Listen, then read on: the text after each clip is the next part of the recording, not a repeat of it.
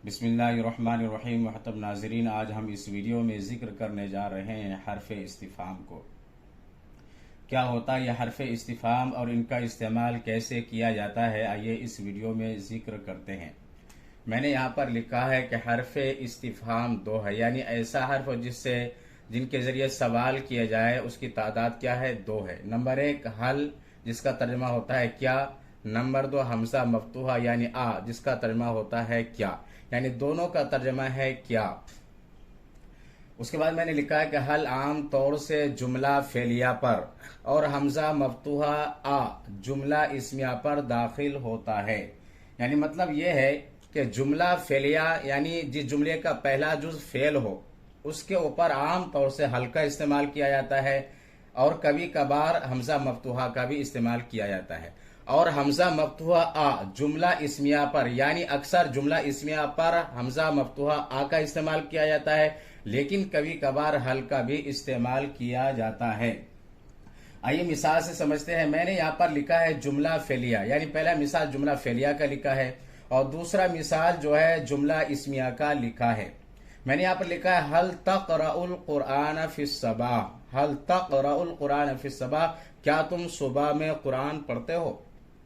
तो देखिए यहाँ पर सवाल जो है आप हल के जरिए से भी कर सकते हैं और हमज़ा मफ्तूहा आ के जरिए से भी कर सकते हैं, लेकिन आमतौर पर जुमला फेलिया है तो जुमला फेलिया पर हल का इस्तेमाल किया जाता है और आ का भी इस्तेमाल किया जाता है।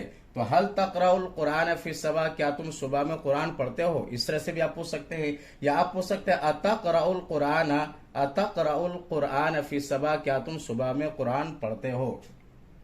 उसके बाद देखते हैं जुमला इस्मिया की मिसाल। जुमला इस्मिया मैंने लिखा है अअंता यूसुफ। अअंता यूसुफ का तर्जुमा है क्या तुम यूसुफ हो। ये जुमला इस्मिया है इसलिए कि यहाँ पर अंता जमीर है और जुमले का जो जुज यानी पहला जुज देखा जाएगा कि अगर वो इस्म है तो जुमला इस्मिया कहलाया जाता है और अगर वो फेल है तो उसको जुमला फेलिया कहा जाता है।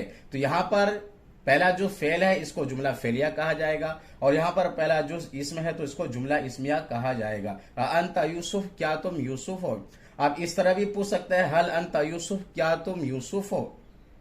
तो कहने का मंशा ये है कि हल आम तौर से जुमला फेलिया पर और हमज़ा मफ्तूहा यानी आ जुमला इस्मिया पर दाखिल होता है और सवाल किया जाता है।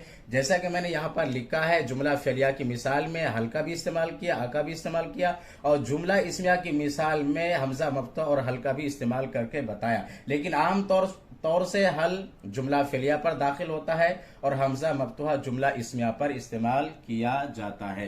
तो अगर ये दर्स पसंद आए तो मेरे वीडियो को लाइक करें, शेयर करें और मेरे चैनल को सब्सक्राइब कर लें, बेल आइकन पर ज़रूर क्लिक कर लें। फ़क़त वस्सलाम।